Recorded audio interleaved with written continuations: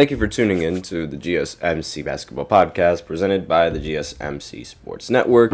I am your host, Nelson, here on this Thursday afternoon, and it is the first day of August. It's my birthday month, so I'm super excited, and I'll let you guys know when my birthday is when we get a little bit closer to that, because let's be honest, nobody cares about my birthday. The only thing people care about is basketball here, so that's exactly what we're going to talk about. And in the first segment, we are going to be focusing on the United States and the South Sudan game they recently played yesterday at 3 o'clock, and the results are, what you would have expected, but obviously I'm going to have to talk about it because I watched the game. It was so much fun.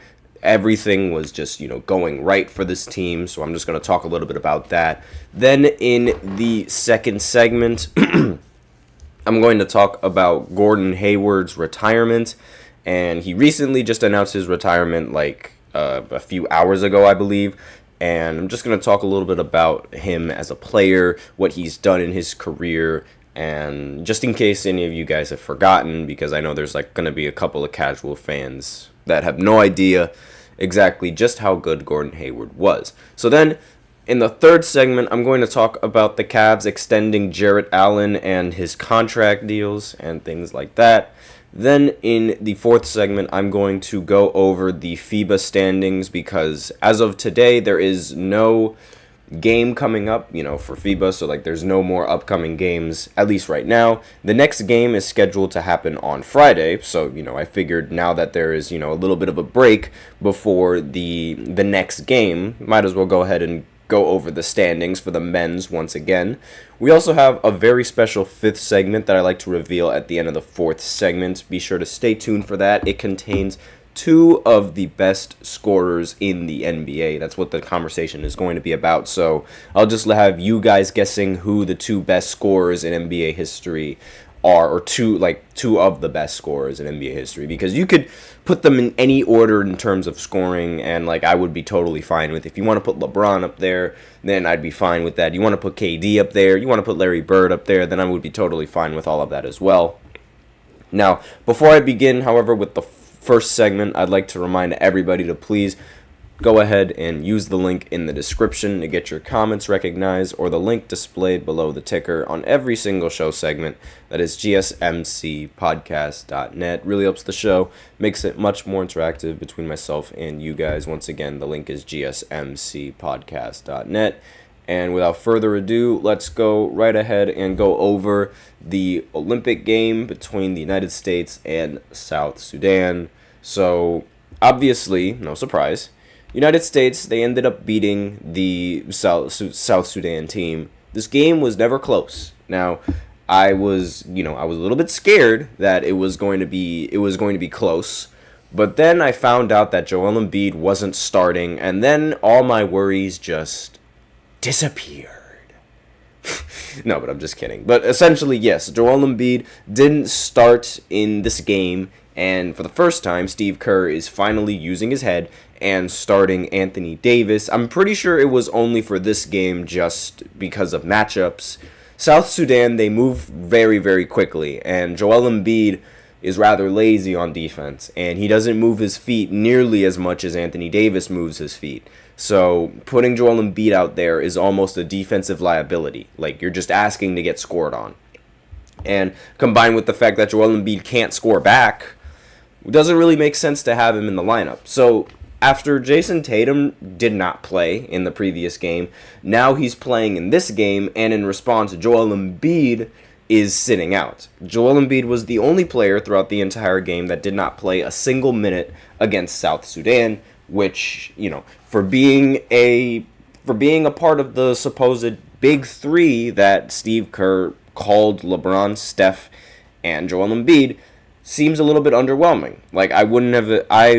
I knew Joel Embiid shouldn't have been starting, but I didn't expect him to not play a single game.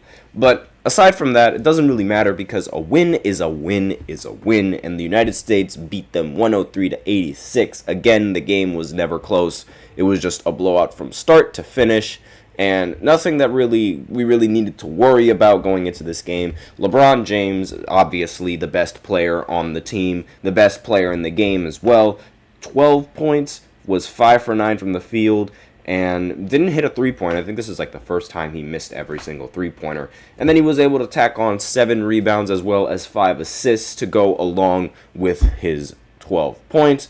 Now, Bam Adebayo, who is the other center on the United States team, ended up scoring 18 points and recorded 7 rebounds as well as 1 assist. Now, the 1 assist is not really that impressive, but what is impressive is how he went 8 for 10 from the entire field. He shot 80%, and once again, completely outplayed Joel Embiid, who did not play. It seems that every single game, there's only been one game where Joel Embiid has outplayed every center on the team, and every other time, all these other, Anthony Davis and Bam Adebayo, they seem to always outplay him.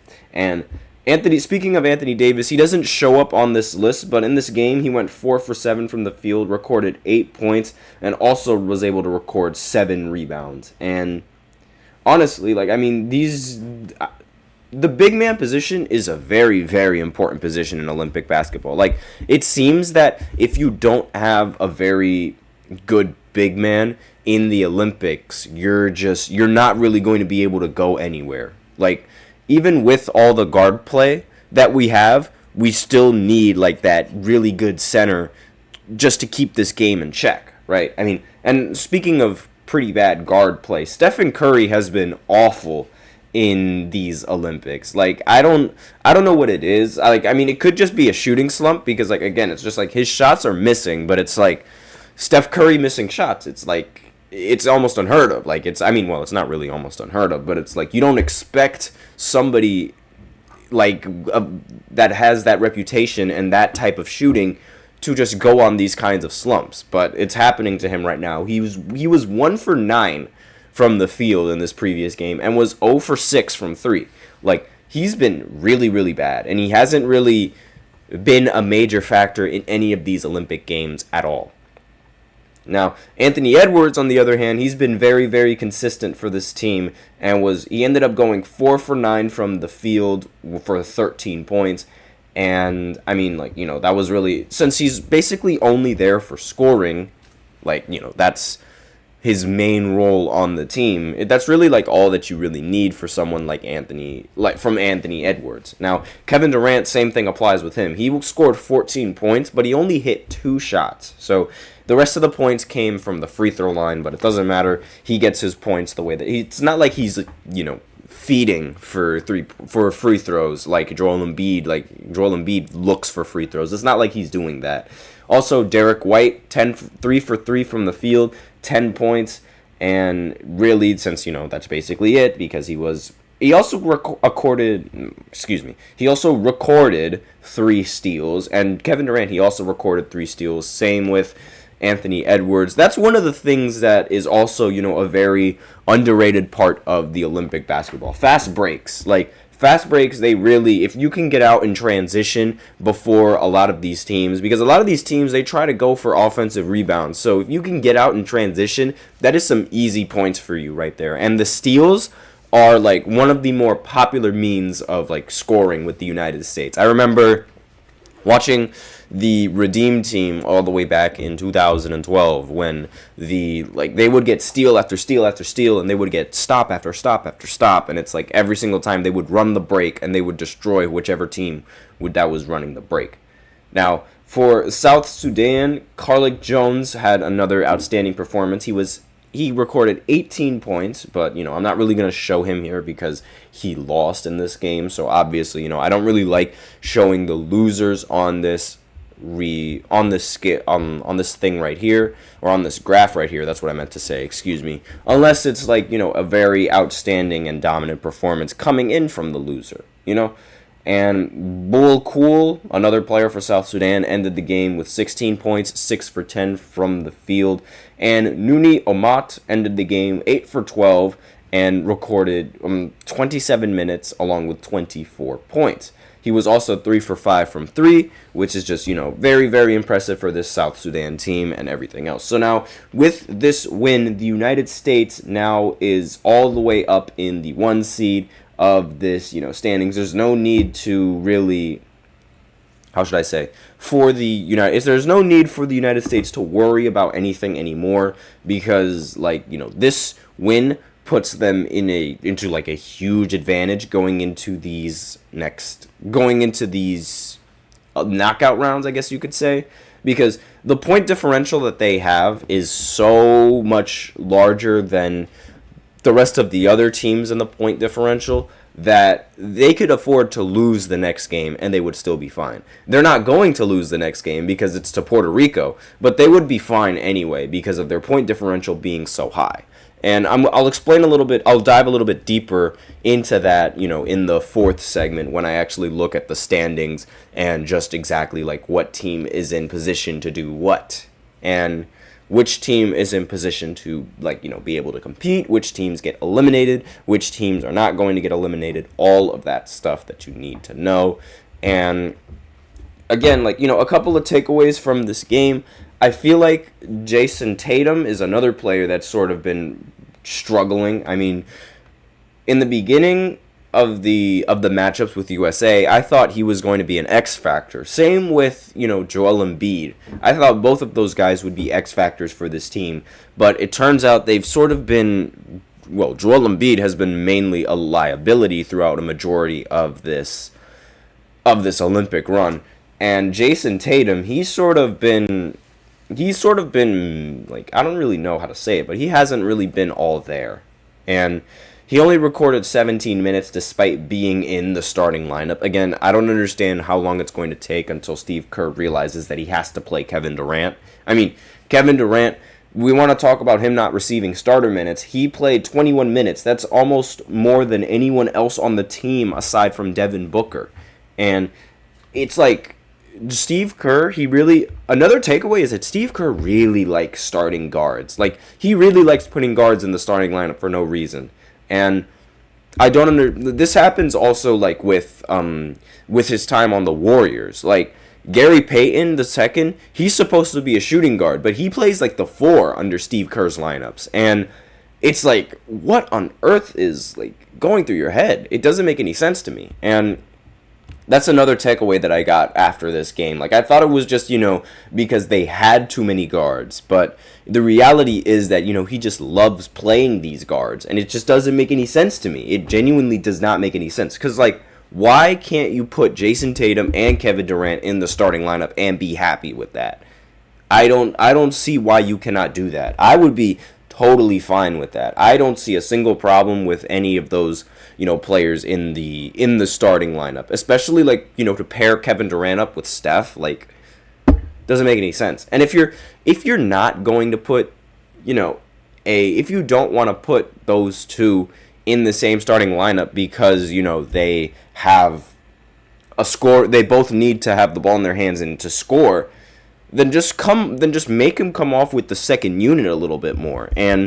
But the fact that he didn't play him in the previous game is just, it's a little bit concerning because it's is he going to just take turns sitting out every single star? I don't really like that. I feel like, you can develop a pretty decent rotation for all of these guys. But aside from that, that's all that I have for this recap. So now we will go ahead and go into the second segment where I talk about Gordon Hayward and his retirement.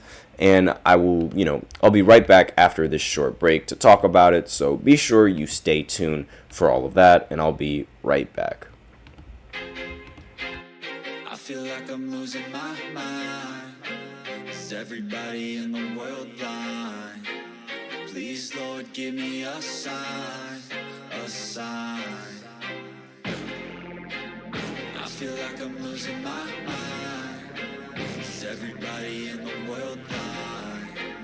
Please, Lord, give me a sign, a sign. I wanna be the greatest. Everybody on the fake shit. I look around and feel like everybody is the fakest. I make this every day and I'm impatient, hoping one day I blow up from the basement. Statement, the top is so vacant. I don't hear shit that I think is amazing. Waiting for my day when I'm playing sold out shows for 1,000 faces. Hey, give me that crown, get in my way and to be put down. It ain't your place, all this my town. If I want that shit, then I'll get it right now. I'm losing it, the noose it fits. I'm losing shit, a stupid myth. You choose to live or choose to dip. You choose to fight or lose your grip and lose a gift. Oh.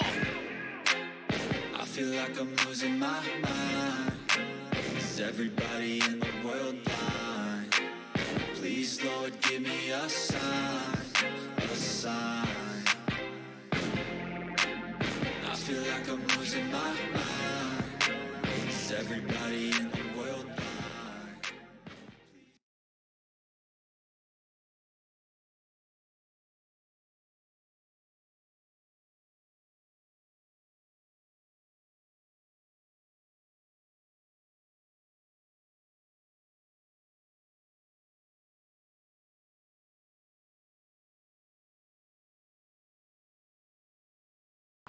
And we are back with the second segment of the GSMC basketball podcast presented by the GSMC Sports Network. And in this second segment, I'm going to be talking about Gordon Hayward announcing his retirement. So, I'm just going to go ahead and go over, just how he was as a player, things like that, and just how his career sort of went down. Before I begin, however, I'd like to remind everybody to please go ahead, use the link in the description to get your comments recognized, or the link displayed below the ticker on every single show segment. That is gsmcspodcast.net. Really helps the show, makes the show much more interactive between myself and you guys. Once again, the link is gsmcpodcast.net. And without further ado, let's go right ahead and get into this second segment where we focus on Gordon Hayward and his retirement. And he posted a statement, I believe, on Twitter saying, thank you. And, that was literally what his tweet said. And he left a note underneath the thank you saying, quote, let me just go ahead and, pull it up real quick, saying, quote, I couldn't have expected or dreamed of as a kid in Brownsburg, Indiana. Oh, wait, no, there's probably a little bit more. Let me pull it up on Twitter, like the actual thing on Twitter, because I'm looking at it from an article. There we go. God has blessed me with an amazing journey, one that has taken turns I couldn't have expected or dream of as a kid in Brownsburg, Indiana. Today, I am officially retiring from the game of basketball. It's been an incredible ride, and I'm so grateful for everyone who helped me achieve more than I ever imagined. From a young age, my favorite Bible verse has always been, I can do all things through Christ who strengthens me. Philippians 4:13. I want to thank God for giving me the grace and privilege to play this game and allowing me to bring my best each and every day. To all my coaches, teammates, trainers, doctors, friends, and family, there are too many people to name in this short post, but you supported me through countless years and cities, helping me exceed my own expectations. A special shout out to my mom and dad, my biggest fans, always cheering me on with unwavering support. My agent, Mark Bartelstein, again, forgive me if I botched that last name, the best in the business, a pillar of sanity through countless phone calls before and after games. My kids, Bernie, Charlie, Nora, and GT, you have been my inspiration, encouraging me to keep playing even when I could have been at home with you. And the biggest and most important thank you to my wife, Robin. Without you, I don't know where I'd be. You embody all these roles and so much more. To all my fans, thank you for supporting me through the ups and downs. I'll always cherish the letters of encouragement and the moments we've shared around the world. You inspired me to always dream big and improve every day. And for the young players up next, I challenge you to do the same. As I move to spend more time with my family as a father and husband, I look forward to new adventures and challenges, taking with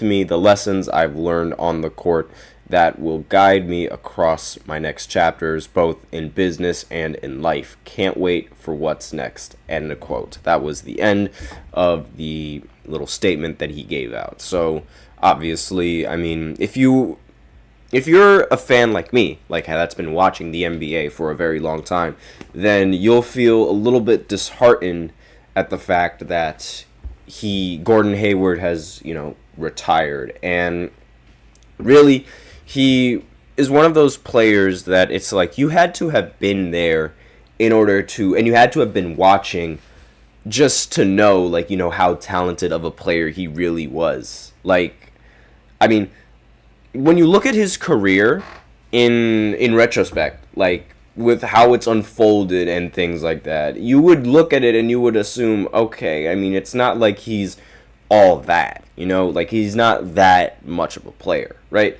He has only one All-Star appearance, but that was his best year ever, and it was really just, sad how that year ended up turning out. I mean, Gordon Hayward on the Utah Jazz, he was a absolute legend. I mean, he was a bucket. Like, he would get you buckets. And I mean, in his All-Star season, he averaged 21 points per game, 3 assists, and 5 rebounds. Now, in today's standards, that is just, not all that impressive, I'm going to be honest. But back then, that was very, very impressive, averaging 21 points. That was incredibly impressive, and that was his only ever All-Star appearance. Then, late after his, stint with Utah, he tried, to end up winning, right? Obviously, he would have tried to win. And so he then gets traded over to the Boston Celtics, I believe, it's either he gets traded or he signs. I don't exactly remember what happened, but I do know that there was a move that wounded him choosing to go for the Boston Celtics. Like, he ended up being a Boston Celtic in 2017, 2018. He only played 5 minutes in that season because in the very first game that he started for Boston, he ended up breaking his knee. Like, his knee was in a very, very awkward position when somebody tried to throw him a lob. Like, it was bad, and everyone thought that the Boston Celtics season was going to be over and that, their championships and their dreams would have been all for nothing, and like they would have gotten Gordon Hayward and Kyrie Irving for nothing. But it turns out that wouldn't be the case because, they had Jason Tatum and Jaylen Brown on that lineup as well. Like, Jason Tatum and Jaylen Brown have been on the Celtics for a very, very long time. But, aside from all that, I mean, we were expecting a Boston Celtics team to be composed of Kyrie and Gordon Hayward. We thought that was going to, rock the NBA. Like, we thought Gordon Hayward was going to do this. We thought he was going to be this, phenomenal athlete on the team, paired up with Kyrie Irving as well. And everyone thought that Kyrie was going to stay a Celtic for the longest time. But, we all know how that ended up happening. And after Gordon Hayward's time with the Celtics, and, he didn't really start as much with his time on the Celtics, and he didn't really get, that much, I guess you could say, attention or recognition with his game on Boston. So he was there for only a little bit, and he was pretty decent, he recovered pretty well, but he was never that same, threat that he was on Utah. Then when he went to Charlotte, you could make the argument that, he played very, very well on Charlotte. He averaged 19 points in one of those years in Charlotte, but then again, he just kept declining and declining as the years went on. And I was very surprised that he didn't retire after he, really broke his knee. I was very, very surprised that he wasn't looking for retirement after that huge injury. And the fact that he was able to stay in the league for that much longer is just nothing short of impressive, in my opinion. And, they, as this article goes to, they acquired the Thunder acquired Hayward for a stint in the second half of the season as they made a playoff push. So he was part of Charlotte, but then he was later traded to OKC, which is why, I have this picture of him on OKC right here. But this wasn't really, his highest points. That was just, his most recent point. Now, Hayward did not score a single point in the Thunder's playoff run, and his acquisition was considered a miss by GM Sam Presti. So it's really unfortunate how his career had to end when overall his career he's averaged 15 points, 4 rebounds, 3 assists, and in that 1 year when he was on Utah, he averaged 21. But with his retirement, Paul George is now the only player from the 2011 draft that is still in the NBA, which not only says a lot about Paul George, but also says a lot about LeBron James. Because the fact that LeBron has been able to outlast everyone in the 2011 draft, except for Paul George, is ridiculous. And if he outlasts Paul George, I think that is going to be even more ridiculous. But again, I don't think that's going to happen. It would take a miracle for him to outlast Paul George in terms of like when he's going to retire and when he's not, because everyone thinks that LeBron is going to retire in like 1 or 2 years. Now, I don't know how many more years Paul George has under his belt, but I'm pretty sure it's going to be a little bit more than 3. Just a little bit more. Again, let me know in the comments what you guys think. Do you think Paul George is going to retire before or after LeBron? We're going to find out a little bit later. And, I mean, with Gordon Hayward retiring, it's just, it's a really, for all of those nostalgic fans like I am, it's like, it's a really sad day. And, I mean, props to him. I wonder what's going to be, there for him for the future. Like, I'm very curious what his next step in life is going to be. So, since we are done with this segment, I'm going to go ahead and go into the third segment where I talk about Jarrett Allen and his recent contract extension with the Cleveland Cavaliers. So I'm just going to talk a little bit about that right after this short break, so be sure to stay tuned. Looking for your daily fix of sports talk without having to pay for it? GSMC Sports Network is available on YouTube. Just search GSMC Sports Network. Get your fix of daily sports talk shows on YouTube, absolutely free. NFL, college football, NBA, MLB, MMA, UFC, fantasy football, and so much more. GSMC Sports Network has shows running all day long, with new sports shows starting every 2 hours. Just like on your favorite cable sports channel, except GSMC Sports Network is absolutely free. Just search GSMC Sports Network on YouTube to catch one of your new favorite shows, like the GSMC College Football Podcast, Chip Shot Football Podcast, Hoops and Heels Women's Sports Podcast, GSMC Basketball Podcast, and so many more. Check it out for yourself. GSMC Sports Network, now available on YouTube absolutely free. Search GSMC Sports Network on YouTube right now.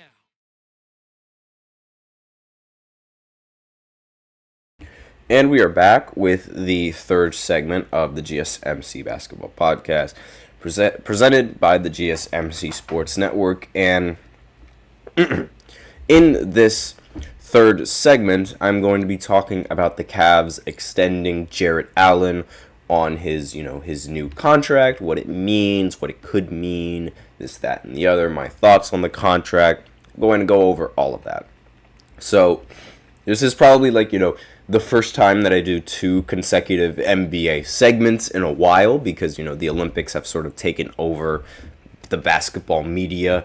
And, I mean, can you really blame them? I mean, the Olympics are very, very fun to watch now, especially with the teams that are, the teams that are involved in these Olympics and just the amount of NBA talent now in these Olympics. And, it's just a lot better to watch, in my opinion. And it's so much more fluid. It's so much faster. Like the refs, they barely call fouls in these Olympic games, and that's arguably the best thing about it because you don't have to stop. We don't have to constantly watch free throws and people having a free throw contest. It is just basketball, and that's probably why Joel Embiid is struggling a little bit. But I digress. So Jarrett Allen, there was a lot of talk on whether or not the Cavs were even going to maintain the same core roster that they had. And the core roster that I'm talking about is Donovan Mitchell, Darius Garland, Jarrett Allen, and Evan Mobley. There was some drama before this offseason, and people were just unsure whether or not the gang would get back together, especially with Jarrett Allen. And it was very, night and day. You either want Jarrett Allen on your team or you don't want Jarrett Allen on your team. There's no in between, because for some Cavs fans, they might have been a little bit upset as to how Jarrett Allen handled his injury, because there were reports saying that Jarrett Allen could have taken some painkillers and he could have tried playing a game or 2 in the postseason, but he elected not to. Now, normally this wouldn't be a problem, but the fact that Jarrett Allen previously in the playoffs said that the lights were too bright because he was incredibly nervous in the postseason doesn't really help matters when you talk about that, because people just think that he was saying that he needed a proper recovery just to avoid playing in the playoffs and to avoid playing these games because the lights are too bright. And because of that, not only did he hurt his team, but he also, hurt his fans, because it's like, why wouldn't you try to give your team a better chance to win by playing the game? Like, that doesn't make any sense. Like, at least try, but he didn't at least try. But aside from that, the GM was adamant about bringing all of those players back. So they were able to re-sign Donovan Mitchell, and now they re-signed Jarrett Allen on a 3-year, $91 million contract extension, according to multiple reports. And Allen, who has become indispensable for the Cavs, as well as one of the Eastern Conference's top big men, will be guaranteed $131 million over the next 5 seasons. Now, this is, according to ESPN, and he was, Woj was the first person to report this. Now, excuse me. The Cavs hope to announce Allen's extension as early as Thursday, per the Associated Press. One of Allen's agents, Derek Powell, gave details of the deal earlier. Cleveland Cavaliers center Jarrett Allen has agreed to a 3-year, $91 million max extension that'll now guarantee him $131 million for the next 5 years. This is what his agent tweeted out and what he told ESPN. Now, Allen is part of, Cavs core. I'm just reading along with what the article says, of players along Mitchell, Garland, Evan Mobley. So basically the things that I just previously said. And the group helped Cleveland make the playoffs, and basically this is all the things that I said before. So I'm just going to skip over a lot of it. Now, he was criticized for being pushed around by New York in 2023, saying that the lights may have been too bright, and getting pushed around is just nothing that's like really. It's not something that's very, how should I say, expected from an athlete. Like you never expect an athlete to admit that the moment is too big for them and they weren't prepared for this. You never, ever, ever want to hear that. You never expect any player to say that. So the fact that he just flat out said it like that is very, very concerning. So it's like, you either want him on your team or you don't. And if I was a Cavs fan, I wouldn't want him on my team. I'm sorry. Like, sure, he could be all this in the regular season, but when it comes to the postseason, for 2 straight years, he's shown me that he is unreliable in the postseason. Whether it be because the lights are too bright, whether it be because he's injured and he doesn't want to try to play, he is not reliable. And because he's not reliable, I don't think that is a player that is worthy of being built around. And I don't think that is a player that is worthy of giving chances. Because you blew it right there. You blew it the first time, and then the second time is just, I don't think it's needed. So I would rather ditch him as opposed to give him a third try. Because then if you give him a third try, and he also, flukes out there, you're stuck with him. Especially with this contract now. Like, now you'd be stuck with him even if he was horrible, like in the next postseason, which is something that I don't really agree with. And I wouldn't want him in the lineup. Like, personally, I would have rather, if I was the Cavs, I would have rather tried to get Isaiah Hartenstein instead of letting him go to OKC. And I would have much rather built with Isaiah Hartenstein as opposed to Jarrett Allen. Because if we're being quite frank, Jarrett Allen, the fro, like, I mean, he gets rebounds, right? He also gets a lot of points.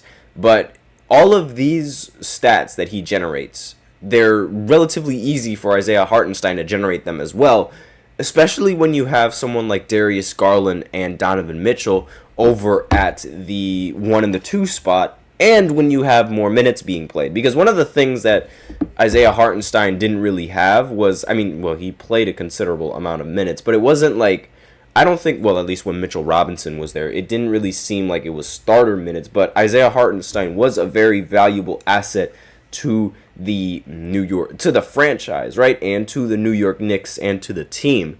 And I feel like, Isaiah Hartenstein would have been just fine if he was on the Cavs. That's just me, though. I mean, the production and the points, you might look at his stats and you might be like, oh, the production just isn't there. But you also have to look and see that the minutes aren't there either. I mean, logging in 19 minutes, if you would have logged in, Jarrett Allen minutes, which is around 25, 28, maybe even 30, and consistently, I think it could have been just as valuable. But at least Hartenstein is much more reliable in the postseason, where what you're going to get out of him in the postseason, and that he's going to try and be there, and that he's going to play his best. Unlike Jarrett Allen, where it's maybe he's going to sit out, maybe he's going to play worse because the lights are too bright, and it's just unreliable. I don't like unreliability. Your best ability is your availability, and the fact that you're just so iffy in the postseason, I don't like it.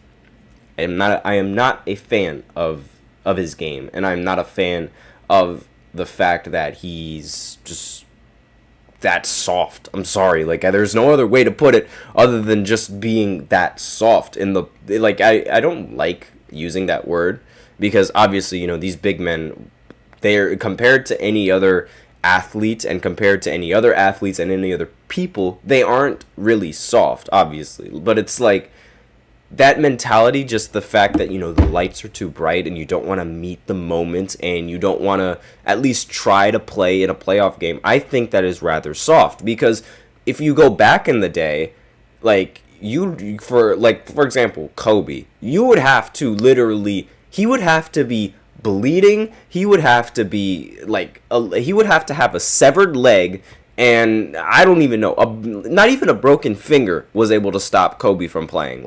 He would have to have a broken calf, a broken leg, a severed toe, countless more injuries on top of that just for him to not play. And then meanwhile, here comes Jarrett Allen, gets his ribs a little bruised up, and I don't want to play. It's it doesn't make any sense to me. Well, not really, it doesn't make any sense, but it shows just how much softer these players have sort of become, given these load managing things, and given just the fact that they don't really necessarily have to play every single game. And there's more technology available now to allow players to play and rest up and heal themselves a lot quicker, and there's way more painkillers now, but we're not going to take them because of reasons. I remember in the NFL, Aaron Rodgers, he was battling a foot injury, and they injected his foot with so much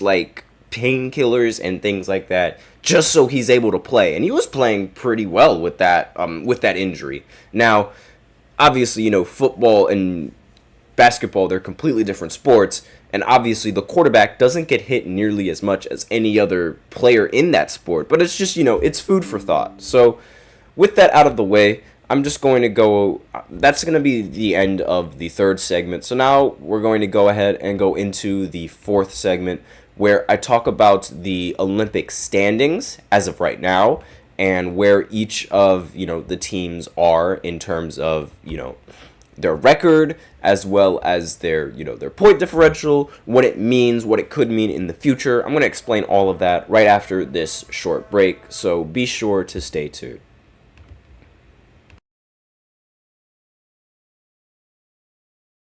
For the best and latest podcasts available anywhere, go to the podcast app on your cell phone and type in GSMC to access free content-rich podcasts on health and wellness, book reviews, sports, entertainment, relationships, social media, movies, technology, finance, and even weird news. Subscribe and download the GSMC Podcast Network's family of shows, available everywhere podcasts are found.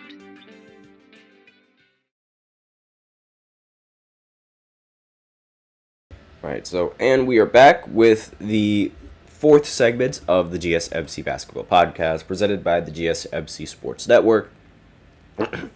And in this fourth segment, I'm going to go ahead and go over the basketball rankings and, well, not the rankings, the basketball standings, the Olympic men's basketball standings, to be a little bit more exact, because now that there's, a break until the next few set of games, the next games are going to be set to happen Friday and Saturday. I'm going to go ahead and talk about the standings and where they are right now and what it could mean for the future, things like that, and just what to expect. I'm just going to go ahead and break it all down in this fourth segment. So obviously, we're going to start with the Group A standings, which is Canada, Australia, Spain, and Greece. Now, I didn't have enough space to include the records, so I'm just going to go ahead and, put those records. I'm just going to go ahead and say those records, and you guys can see the point differential, and you guys can also see the names of the team. So that's just all fine and just all important. So I should have a graphic on Monday that is going to better display, the standings and things like that. So just be ready to wait for that. Now, those of you guys on the audio on the audio side of this, you guys aren't really going to care because you guys can't see what's on my screen, but that's besides the point. So for the Group A standings, it's looking like this. Canada's 1, Australia's 2, Spain is 3, and Greece is 4. So Greece is eliminated. They are done. There is nothing they can do to make it past or even be considered to go into the Olympic tournament. There's nothing they can do. They're 0-2, and they have a point differential of -14. So doesn't matter whether or not they win, or it doesn't matter whether or not they lose. They're not making it. It's over for them. That's it. Now, Australia and Spain, on the other hand, they still have a fighting chance. Now, Australia is 1-1, same with Spain, but the difference maker between these two is the fact that Australia has a point differential of +2, meanwhile Spain has a point differential of -5. So, because of that point differential, the team, the Canadian team, well, not really the Canadian team, excuse me, the Australian team is much higher in the rankings than the Spanish team. So it's all going to come down to the final game that they play and who has the better point differential and who ends up winning. That's what's going to decide it. Now, their next game, Australia's next game, is against Greece, which, gives them a huge advantage. Now, Spain's next game is against Canada, which gives them a huge disadvantage. Because the Canadian team is the number 1 team and the only team in the Group A standings that is flawless. They have yet to lose a single game in their standings, and they have a point differential of +17. So if Spain has any hopes of qualifying, they would have to beat Canada and hope that Australia loses, right? Because then Australia, if they lose to Greece, they would have a 1-2 record, while Spain, if they were to beat Canada, they would have a 2-1 record. Or they would have to hope that they win they would have to still fight for the win. So, Spain, regardless, every single outcome they have to win. But it's what they expect from Australia that changes. So they either have to win and expect Australia to lose, and then they get in, or they win, but they have to win by a much higher point differential than Australia beats Greece, right? And that's going to be a really difficult task, because as of right now, Greece has been destroyed by every single team in this sort of standing, and it doesn't really seem like that trend is going to change, especially with the talent that Australia has. So it's not really looking good for Spain. So it would seem that Spain, the run for Spain, it might be over right here and right now. Next on the standings, or next group in the Group B is, this is the Group B standings. What is wrong with my English right now? The next group is Group B, and the standings look like this. Good Lord. Germany, France, Japan, and Brazil. Now, Japan and Brazil, they are 0-2. So they're basically, it's done for them. Like, there's nothing they can do to fix this. It's over for them, and that's it. Like, Japan and Brazil, they're eliminated, period, done. Especially, like, not because of, like, just because of the fact that they lost, right? That they lost every single game so far.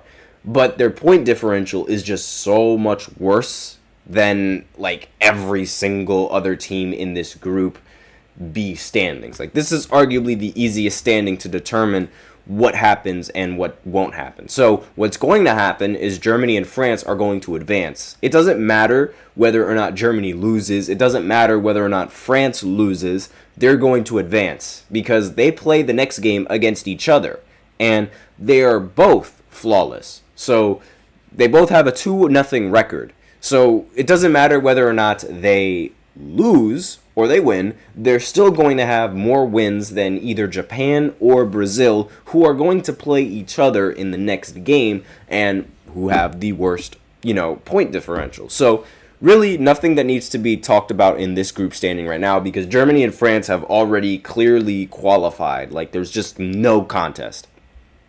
So next is the final group standings, which is Group C, the United States and Serbia and South Sudan and Puerto Rico. I should put the Avengers instead of the United States, honestly. But aside from that, the United States, they have the best point differential out of any team in the entire Olympics.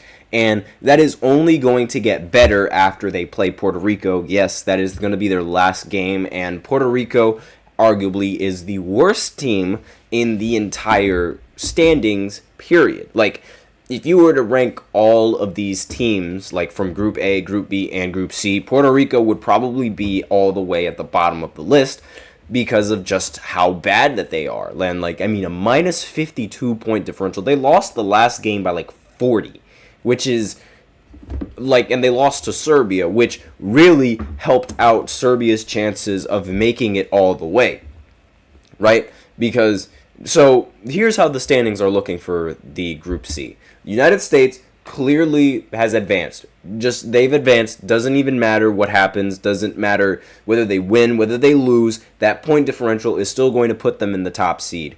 And Puerto Rico is going to be eliminated. They're already eliminated, but they're just going to get absolutely destroyed by the United States. Like, it's not going to look pretty.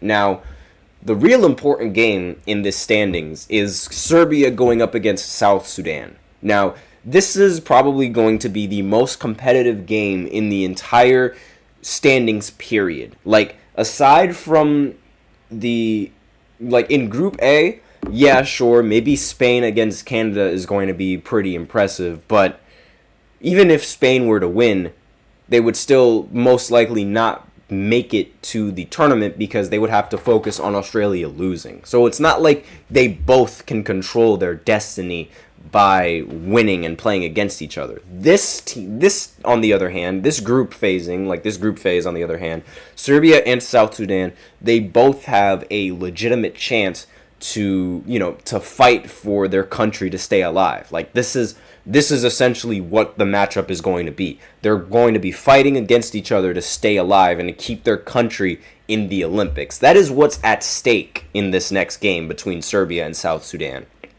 Now, it doesn't matter the point differential, and it doesn't matter that whole thing in this bracket right here and in this group standings doesn't matter. Point differential will not matter in the future because Serbia and South Sudan, they're going to go up against each other, and it would just be down to who is going to win because both of their records are 1-1 right now. The only loss that they've had was losing to the United States.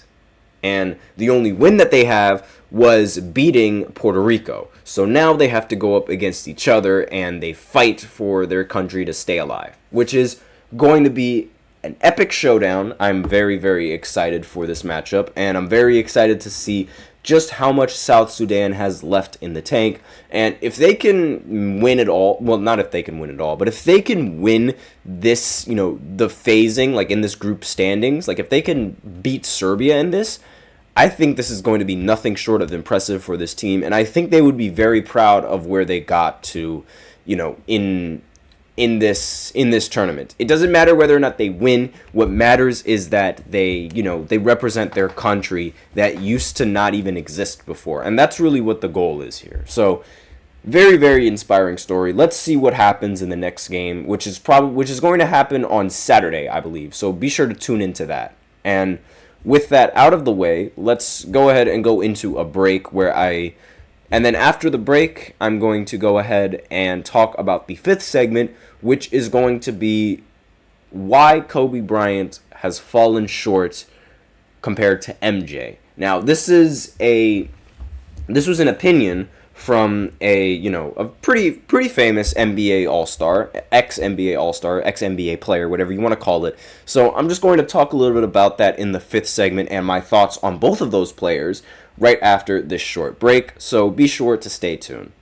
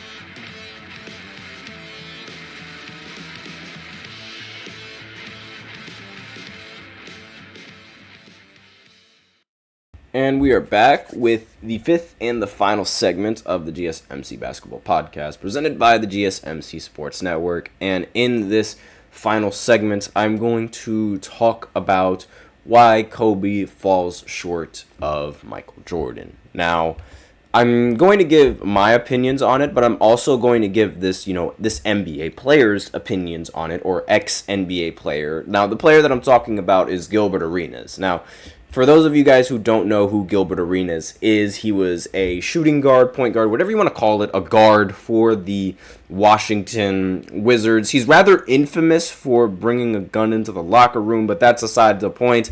Not going to talk about that. I mean, he has a nickname, Agent Zero. Fantastic player. He was a great player.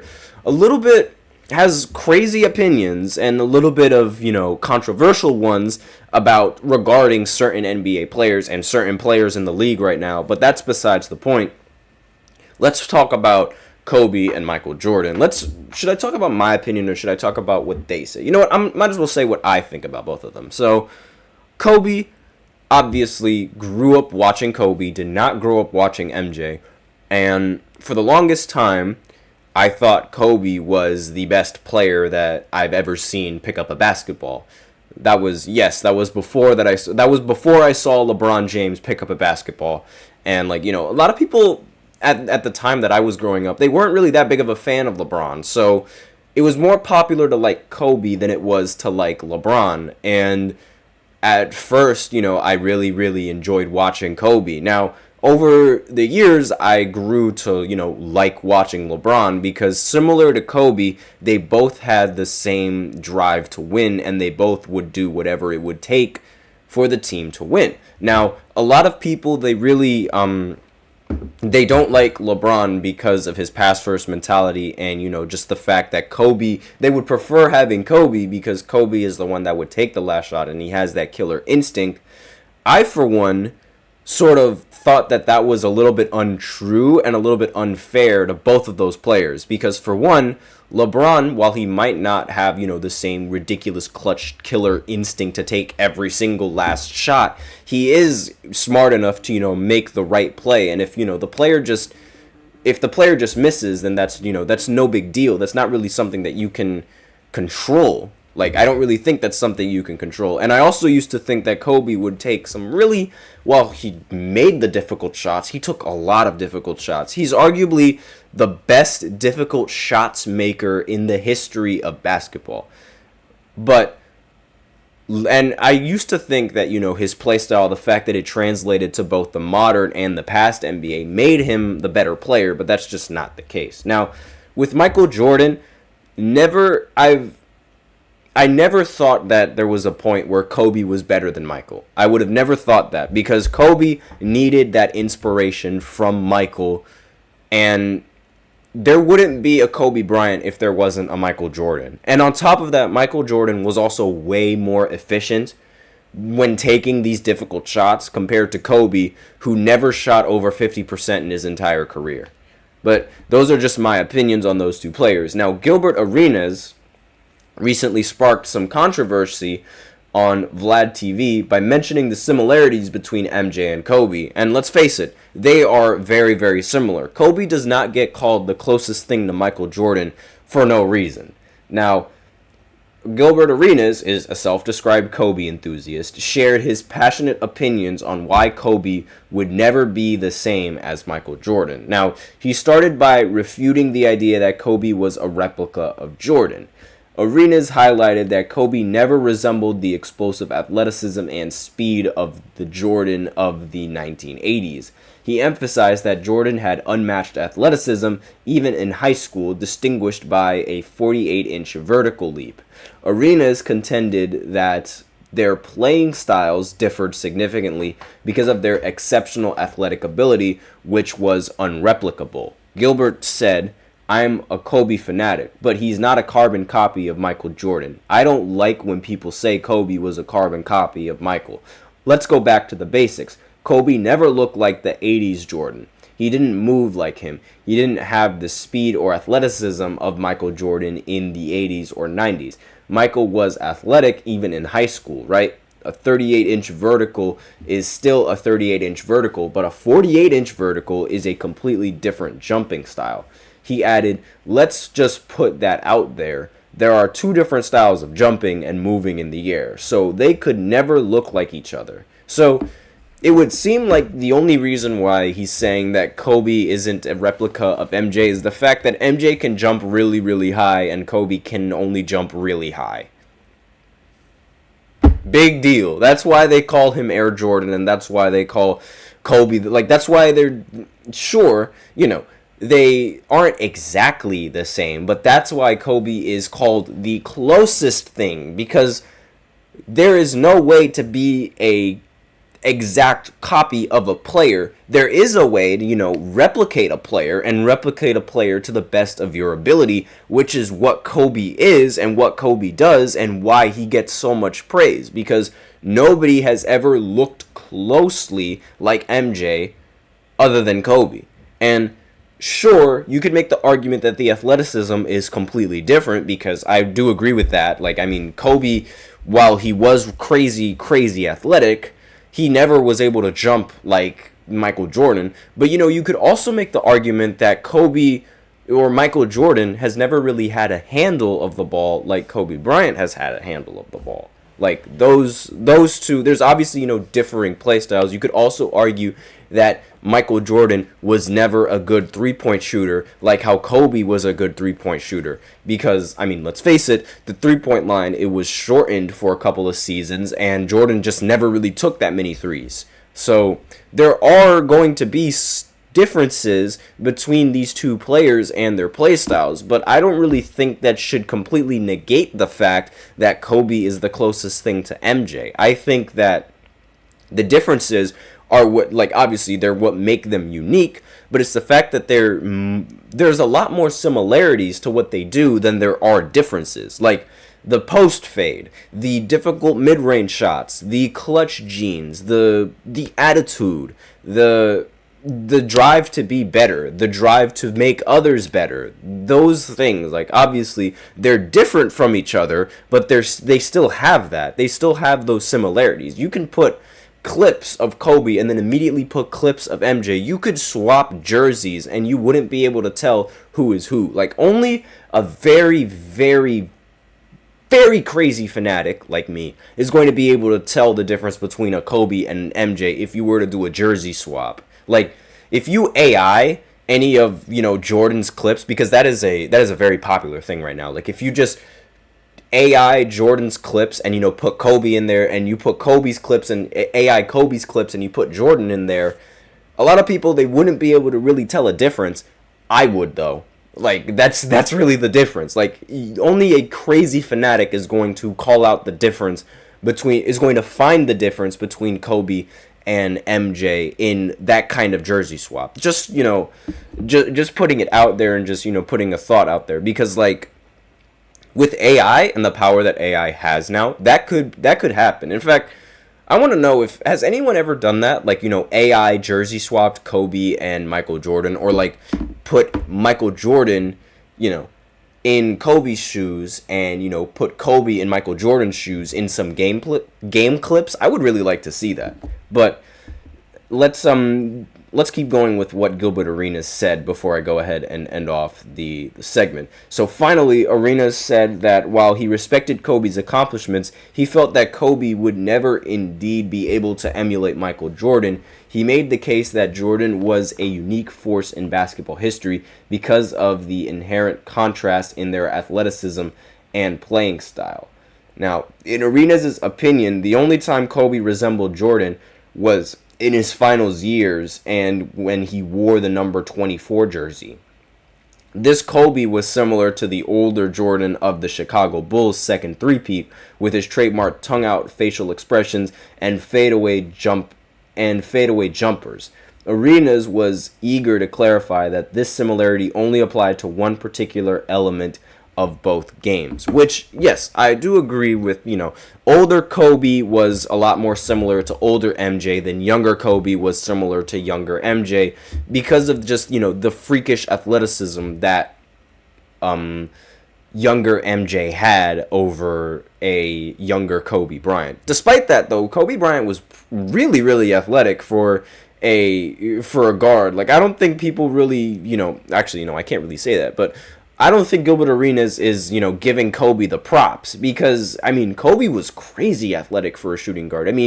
Especially at such a young age, he just dunked over anybody. Obviously not the same way that Jordan just jumped over everybody and, free throw line dunk and all that stuff. But still, the athleticism was definitely there. It's not like it was non-existent. I don't know. I feel like people make out Michael Jordan's athleticism to be something related to, a demigod or something like that, and I don't really see that. I don't know. Maybe that's just the bias that I have for Kobe, but I just, and maybe because of the fact that I haven't watched him, but not that I haven't watched him, but I didn't grow up watching him. But I don't know. I feel like Kobe's athleticism, for that young of an age, it's not like MJ, but it's like he's making it out that there's just a huge gap difference between the two. And I don't really see that. I don't know. I don't see that. I don't know. Maybe I'm just thinking about the dunks, and the fact that MJ was able to hang in the air for a little bit is really the difference maker, and maybe that to him is a huge factor in vertical and in jumping. But I don't know. Maybe that's just my opinion. I feel like they're both very, very similar, and they don't get they aren't exactly the same, but you don't have to be exactly the same to be called the closest thing to Michael Jordan. That's just me. So that's all that I have for you in this final segment. So thank you so much for tuning in to the GSMC Basketball Podcast, presented by the GSMC Sports Network. Your support means a lot to us, so please remember to subscribe to the show, leave a positive review. It really does make a difference. We also invite you to follow us on Facebook, Twitter, TikTok, and Instagram for more content and updates. As usual, please remember to use the link in the description to get your comments recognized, or the link displayed below the ticker on every show segment. That is gsmcpodcast.net. It really helps the show, makes it much more interactive. That is all that I have for you today on this podcast. Thank you so much for tuning in. I am your host, Nelson, and as always, take care.